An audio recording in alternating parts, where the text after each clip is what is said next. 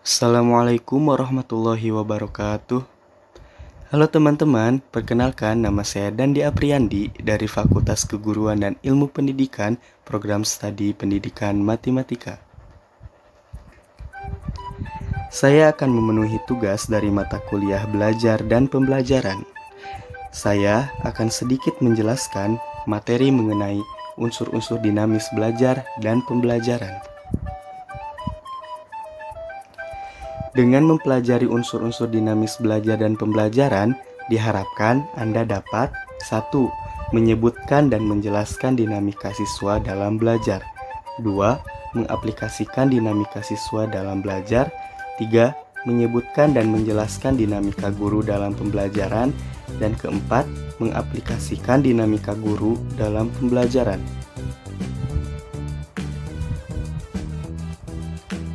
Ahli pendidikan menyesuaikan aliran teori belajar yang dianutnya. Unsur-unsur dinamis belajar menurut Suyono dan Haryanto 2014 adalah faktor yang menjadi indikator keberlangsungan proses belajar. Cronbach 1954, penganut aliran behaviorisme, menyatakan dalam Sukma Dinata. Tujuan unsur utama dalam proses belajar menurut Suyono dan Haryanto 2014 meliputi 1. Tujuan. Belajar biasanya muncul karena adanya keinginan atau tujuan yang diharapkan. Belajar akan lebih bermakna apabila diarahkan dengan tujuan yang baik dan bermakna untuk seseorang yang belajar. 2. Kesiapan. Sebelum terlaksananya belajar, diharuskan memiliki kesiapan baik dalam fisik, psikis, dan kematangan dalam belajar. 3. Situasi. Belajar memerlukan situasi yang nyaman untuk belajar baik dari segi guru, teman, lingkungan, untuk mendukung terjadinya belajar. 4. Interpretasi. Seorang yang ingin belajar hendaknya melihat hubungan dari mulai bahan yang diajarkan dengan situasi, sehingga mengarah pada tujuan belajar. 5. Respon. Setidaknya, setelah menerima pelajaran, hendaknya seseorang merespon dengan terencana dan sistematis berupa usaha untuk mencoba atau mempraktekkan. 6. Konsekuensi. Setelah belajar, seseorang mempersiapkan hasil yang sudah didapat berupa hasil positif berarti berhasil, dan sebaliknya, apabila hasil negatif berarti kita telah gagal dan harus berusaha belajar lebih giat untuk memperoleh hasil yang baik selanjutnya. Kemudian 7. Reaksi terhadap kegagalan. Biasanya reaksi yang muncul terhadap kegagalan, ada yang menurun semangat belajar, putus asa. Namun, ada juga yang malah menjadi bangkit lebih keras, menjadi lebih giat belajar. Hendaknya, reaksi kegagalan mengaruhi ke arah positif, karena kegagalan adalah keberhasilan yang tertunda. A. Dinamika siswa dalam belajar. Dinamika belajar yang dialami siswa biasanya menggunakan kemampuan pengetahuan, sikap, dan keterampilan. Pada kurikulum di Indonesia, khususnya keberhasilan siswa diukur dari kemampuan yang mengarah pada pengetahuan, sikap, dan keterampilan. Ranah-ranah itu dimunculkan oleh Bloom, Krathwohl, dan Simpson.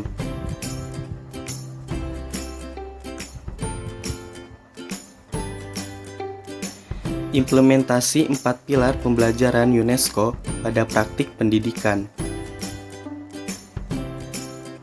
Jo Nanjo 2007 menyarankan penguasa sejumlah kompetensi oleh siswa sebagai unsur-unsur belajar.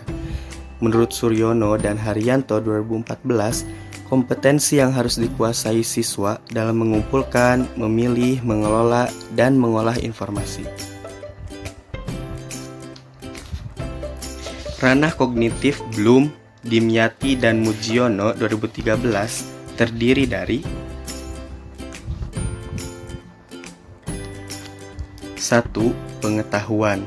Kemampuan mengingat yang telah dipelajari yang berkenaan dengan pengertian, kaidah, teori, prinsip, fakta, peristiwa, metode, dan lain-lain. 2. Pemahaman.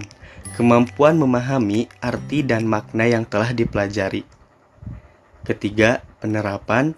Kemampuan menerapkan teori, fakta, kaidah, prinsip, metode dalam pemecahan masalah kehidupan sehari-hari. Kemudian 4. Analisis. Analisis ini kemampuan merinci ke dalam bagian yang terstruktur yang dapat dipahami dengan baik. Kemudian 5.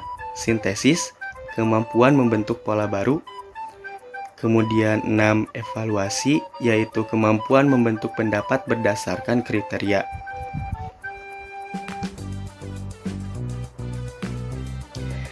Ranah efektif Krathwohl dan Bloom DKK, Dimyati dan Mujiono 2013 terdiri dari jenis perilaku sebagai berikut. 1. Penerimaan.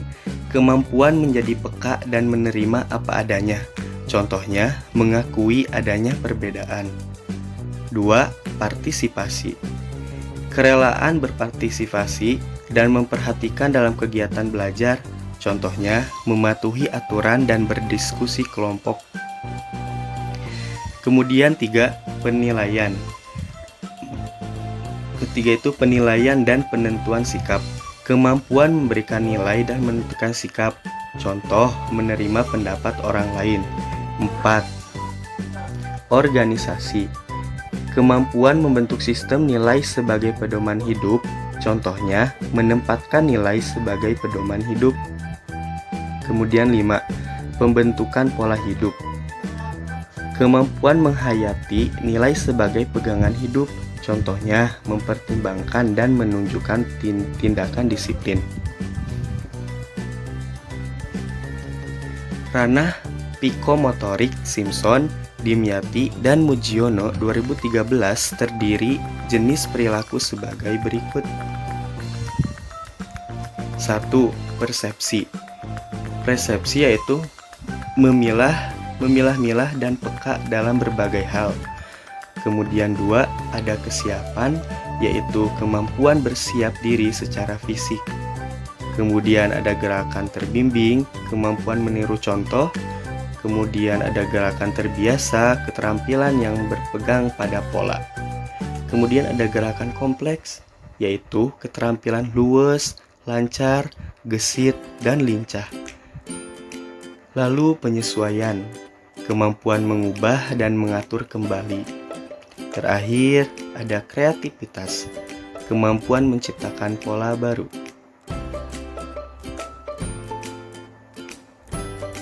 Semua ranah hierarkis yang artinya perilaku siswa dimulai dari kemampuan terendah hingga tertinggi.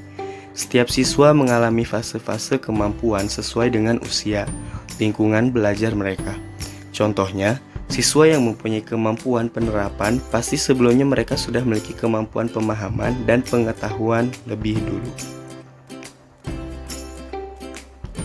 Mungkin sekian yang dapat saya sampaikan. Mohon maaf apabila ada kesalahan. Wabillahi taufiq wal hidayah. Wassalamualaikum warahmatullahi wabarakatuh.